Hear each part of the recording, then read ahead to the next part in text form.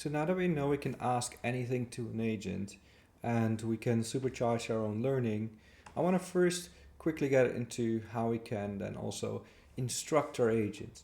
What I hear a lot is that many people say, my agent or this coding tool, I hear everyone is doing cool stuff with it, but all I see is slop, and for me it doesn't work either. And that's a fair game. The slop that's out there is the lack of care of actually building something to completion with the quality of it. And the lack of the functioning of agents is something we should counter by working on our agents files. So we can do this in many ways. Like we saw before, we can initialize using our coding agent. We can initialize an agent file. And there are basically, at the moment, we have three kinds of agents files. So we have, one of them is called Copilot instructions. Do we have it here? No. So I don't have one, but it's called Copilot instructions .md. Or without the dots, I don't know. We'll be able to find it in the docs if we use Copilot. So Copilot we can run inside an editor, but we can also use it in the CLI. So we can also do, I don't know if I have it installed. Yes, so it is installed, and we'll trust this and say, where's the agents file for Copilot?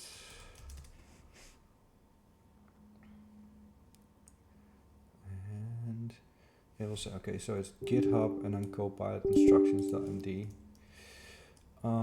The other one is Claude.md, which is in your home directory. Actually, it's in the Claude.md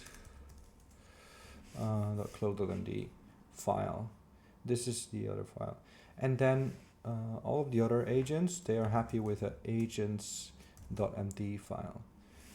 And all of the coding agents might have different folders as well. So there might be one for open code and so on.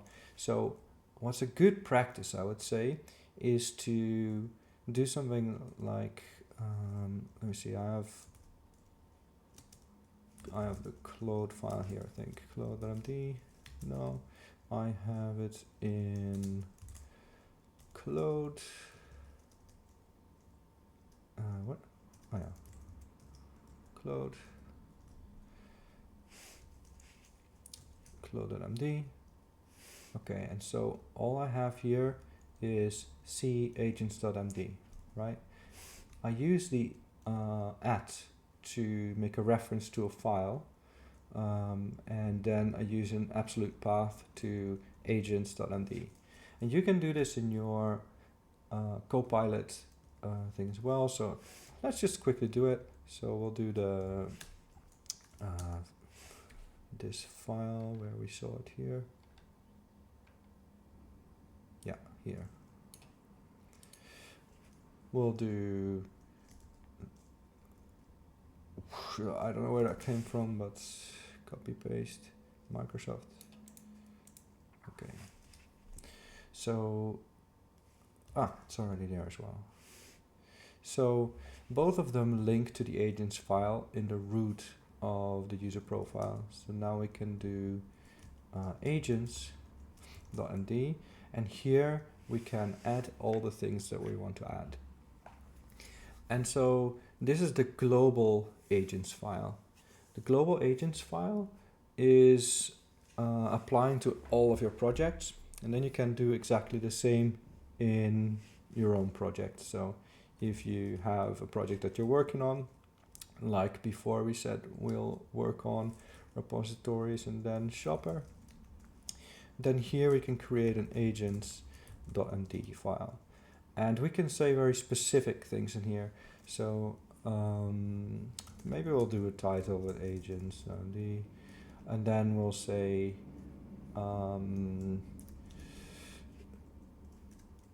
TypeScript We'll say Cloudflare. Oh, Cloudflare. I can't even type Cloudflare anymore now. And we'll say vtest and vt as well. And maybe we'll say testing framework. What shall we use? Let's do Playwright.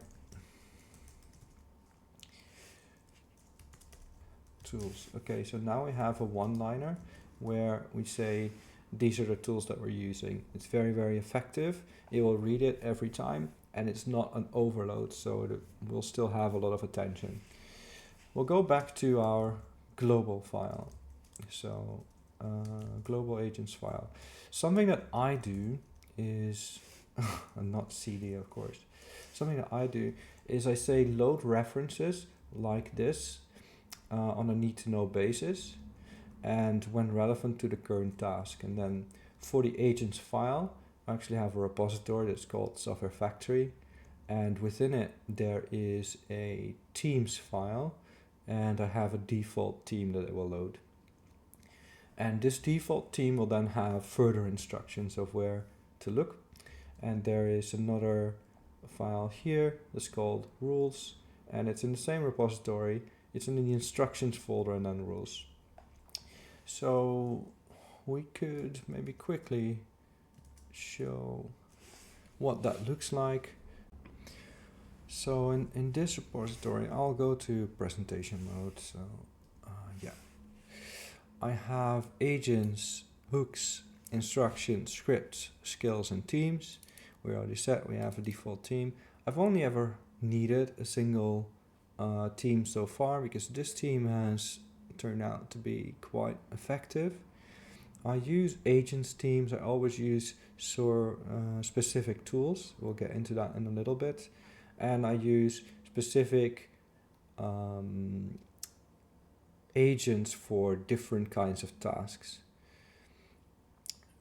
We have the agents file as well. So these are the instructions you should adhere to. So this is the project level agents file.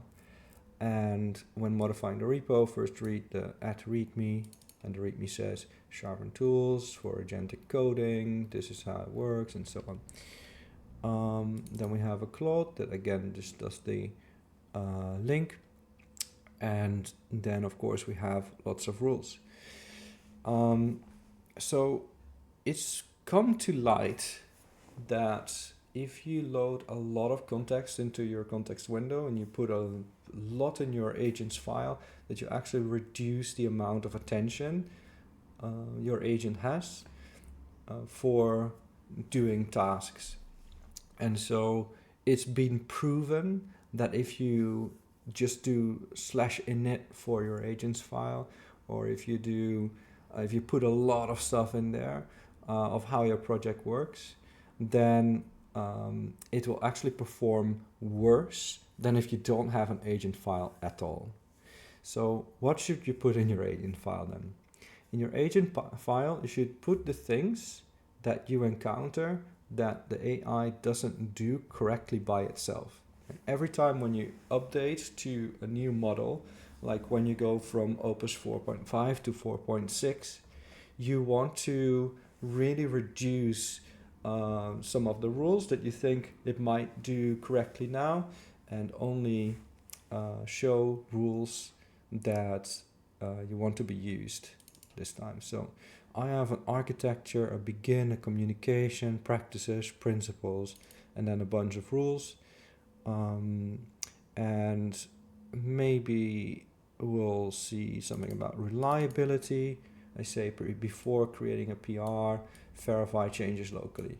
I saw that it didn't always do this, and it became fairly annoying. And so I use these rules to kind of have it care about the reliability of its changes a lot more. I also created an agent that is called Nintendo, and Nintendo is it's actually just running on a Haiku model, and it monitors the test results and changes in the diff.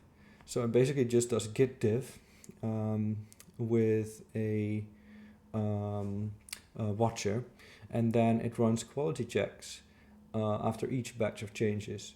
And Nintendo is a strict but fair referee, so this is the personality of it. And it will give a red card or a yellow card and so on. And it will continuously monitor. Its responsibility is after every batch of changes, detect the stacks, which stacks are present, and run all of the related checks. It will report failures immediately back to the team lead, and it will never attempt to fix files itself. So this is a reporter-only agent. So a lot of the context that I don't want in the context window of my main agent, it's all in here. And so it uses Process Manager 2 to even further allow the context window to stay empty, because all of the logs are not inside the agent's output. It's inside the Process Manager 2, which is a TypeScript process manager. And so it can selectively select logs from that. For Rust, I have some stuff in there as well. Poll for completion. So these are specific things that it started adding after some of the things didn't work. So these are all very specific things. And one of the things that I put in my agents files to say, always bring up the ambiguities. And always bring up when agents don't work so well, when something goes wrong. And so I'll have a file with ambiguities and agent suggestions.